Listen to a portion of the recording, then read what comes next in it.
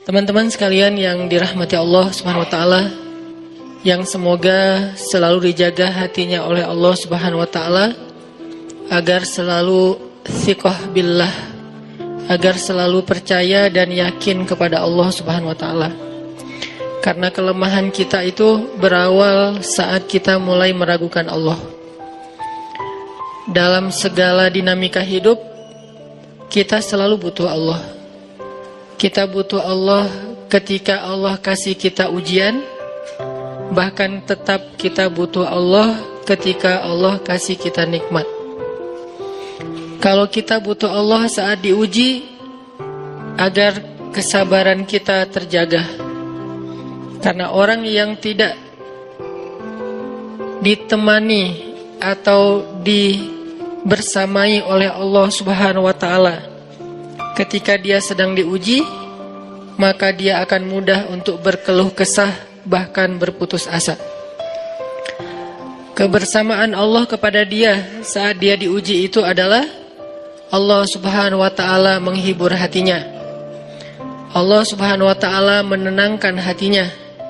Allah Subhanahu wa taala menghidupkan hatinya dengan nikmat iman.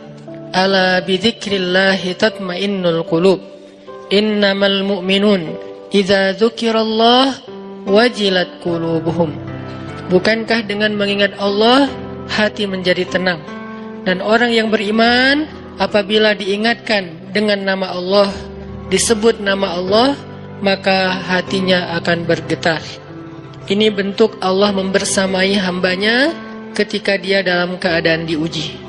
Allah menghiburnya dengan kalimat, alam yajidka yatiman fa'awa, wa wajadaka dhallan fahada, wa wajadaka ailan fa'aghna. Allah menghiburnya dengan kalimat, inna a'tainakal kautsar. Allah menghiburnya dengan kalimat, kalla saya'lamun, summa kalla saya'lamun.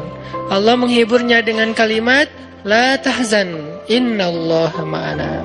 Ini adalah ketika Allah membersamai seorang hamba saat dia dalam keadaan diuji. Allah membersamai hamba juga ketika dia dalam keadaan diberi nikmat. Karena tanpa itu, maka seseorang akan jatuh justru kepada dosa-dosa karena dia mendapatkan banyak kenikmatan hidup.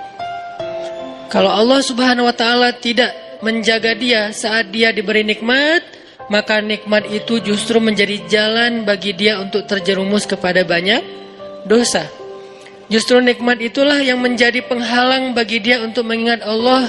Karena dia sibuk menikmati hidupnya, akhirnya dia terhalang dari mengingat Allah tepat waktu. Sibuk menikmati hidupnya, terhalang dari Allah untuk bangun tengah malam. Karena dia tidurnya larut. Kenapa tidur larut? Karena terlalu banyak yang harus dia nikmati sebelum tidur. Dia bisa makan-makan, dia bisa jalan-jalan, dia bisa ngopi, dia bisa ketemu teman, dia bisa belanja. Bahkan dia nunggu midnight sale untuk bisa menghabiskan nikmat yang Allah kasih kepada dia. Sehingga akhirnya tidurnya terlalu larut, lalu dia tidak bisa bangun untuk menghadap Allah, curhat kepada Allah. Hal yang selama ini dia lakukan justru ketika dia diuji oleh Allah. Ketika diuji oleh Allah, mudah bagi dia bangkit tengah malam, curhat, sujud panjang, menangis dalam doa. Ketika Allah kasih nikmat, curhatnya hilang, malamnya lelap, sampai bahkan subuhnya juga kelewat. Ini kalau Allah nggak membersamai seorang hamba ketika dia diberi nikmat.